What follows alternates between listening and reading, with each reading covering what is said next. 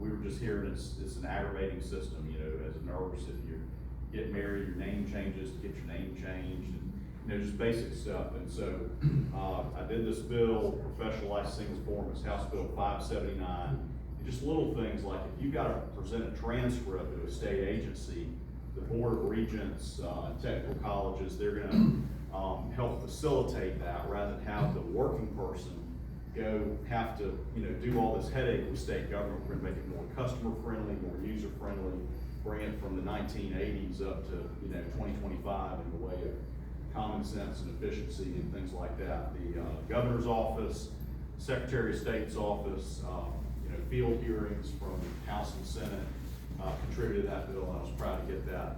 I would like to acknowledge, Deb is not just a Morning View resident, she is the boss in the Majority Whip's office, James Burchett, who I work with every day. She helps run things on the Whip team.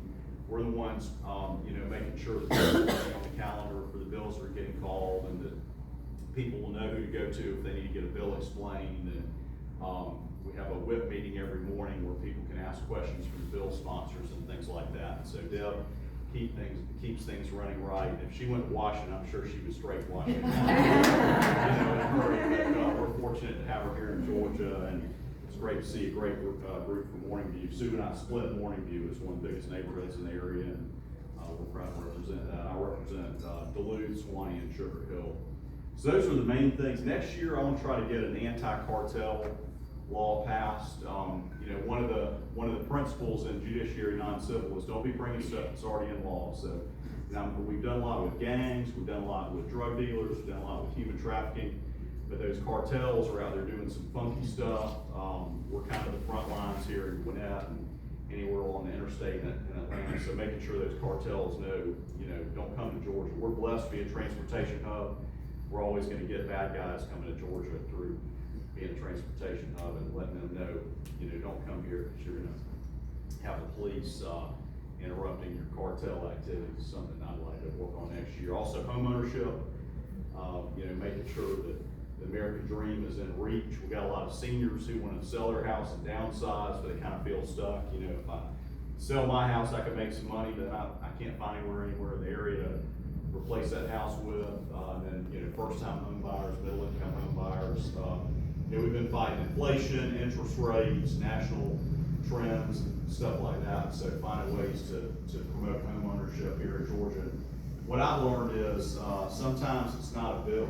You know, sometimes it's constituent services and connecting people. The Department of Community Affairs has a home ownership office, and so they're out there trying to, you know, find mortgage products and, you know-how and sellers. You know, some of these national companies that have been renting houses out, they're kind of ready to, you know, get rid of those houses now. And so making sure that they're, you know, getting to police officers and teachers and, you know, people who are trying to live the American dream is important. So those are a couple of things. I think on that note, I mean, I think that's one of the things that we discuss a lot about, that we're still trying to come up with solutions. We've got, you know, we're bringing so many jobs to Georgia, which is a good thing. We're number one state to do business. However, you've got younger people that are going into the workforce that can only find jobs in certain areas of Georgia, yet they can't afford to live there. And then it ends up being a traffic issue, and then even if they move out of the city, it's still too expensive.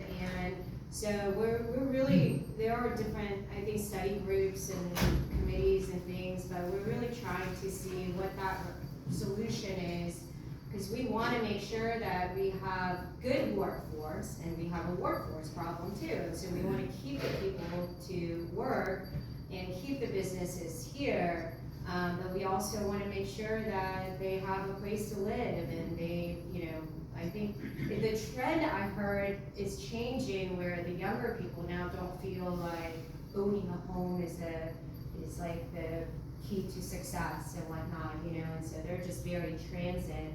We want to keep that American dream alive, and make sure that home ownership is something that people can be proud of.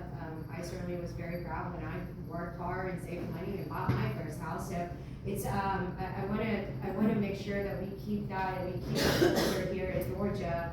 And so I think we're gonna we So that's something, if you guys ever come up with any ideas and whatnot, or things that you see, we would love to get some input on that. Looks like we're about to get the hook, so we'll do Yeah, Q&A yeah. one-on-one. I would like to mention, So much to say. in follow-up, tort reform had not been done in 20 years, that got done this year, but an important follow-up to that is an insurance study. So this year, there's gonna be an insurance study committee, and we're gonna come back next year on cracking down on insurance. So, I've heard firsthand from y'all on some things you got. I'm on the insurance committee, and so I'm gonna be working on that, but we gotta get some relief. That's a big part of inflation, is insurance on our car drivers, homeowners, business owners, so, we are working hard on that, but thank y'all. Let us know of other civic groups or coming out of your church or coming with you in the community to get out and talk about, things like this.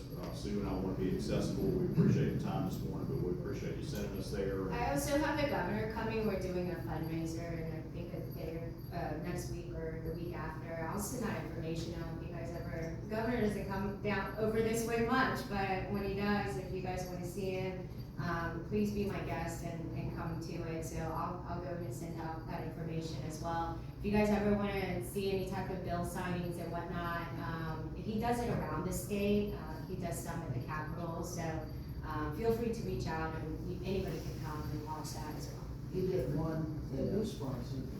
Yeah. Technical system in Georgia, and they say something. That's correct, yeah. That's correct, yeah, so, yeah.